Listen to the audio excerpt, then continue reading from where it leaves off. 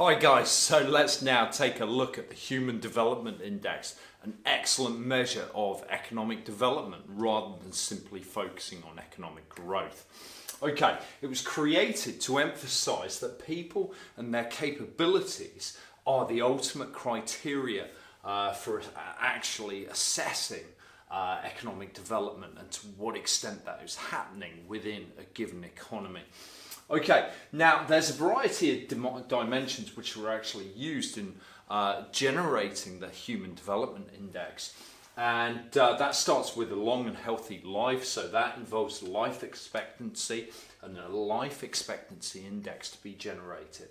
Moreover, it also requires knowledge. That is, the human capital of your actual population must be developed. And we can see we've got expected years of schooling and mean years of schooling there. And that then goes into the education index. And finally, we've got a standard of living, which is also reflected within the HDI, and that is gross national income per capita of PPP, and that's in dollars. Okay, now that goes into our GNI index, and from that we get an overall HDI ranking. Now we can see that based upon this, 0 would be exceptionally low, meanwhile 1 would be very, very high. In fact, the #1 country in the world for the HDI measurement is Norway at 0.949.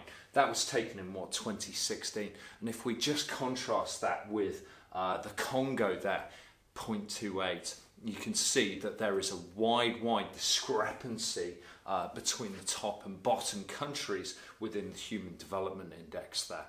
Okay, now utilising this method is really useful because it also helps to understand what sort of life citizens of a given country can really expect, how healthy they're likely to be, what sort of education they're likely to enjoy, and therefore how productive they may well be in their future working lives, as well as reflecting the GDP plus the net factor income that we actually derive from our gross national income there.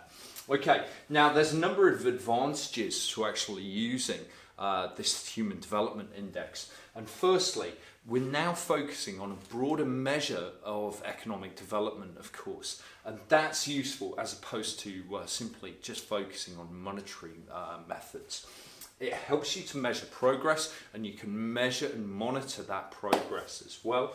And it identifies areas that you're performing more weakly on, and you'll be able to determine those areas relatively easily. So that means for policy conduct that you can simply reallocate resources, if there are resources available, to start addressing those weaknesses. We can also see there that the scale of the measurement is very, very useful. As we said, it isn't just a monetary method, but it's also about the quality of life that citizens can enjoy. Okay, finally in 2010, this was also adjusted to address the inequality in the inequality adjusted Human Development Index. So that helps to actually address one of the major criticisms that was levelled at the HDI, which was that it doesn't actually reflect the distribution of income within an economy. But there are a number of downsides to actually utilising this measure, and firstly we can see that it doesn't actually reflect political and economic freedom. So that's an important point. What about choice as well? So just because you have access to a given school, is it a good school? Is it a school where the actual years of schooling that are actually received and provided are actually of a high quality? What about crime and corruption and other negative externalities? Are they more significant when it comes to a country's development rather than simply focusing on education and your life expectancy? And then we've also got the fact that this is reflecting longer term trends. So it does mean that if you start to improve the education system and improve the way in which that operates, that's going to take time to actually feed through to help actually improve, say, the gross national income element.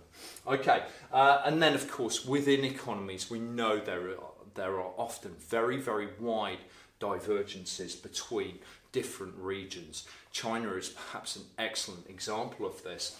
If you look at the eastern seaboard and areas such as Shanghai and Beijing, you'll see very, very good life expectancy on par with what you'd expect in the West. Meanwhile, the education and the quality of the education provided is one of the very best in the world.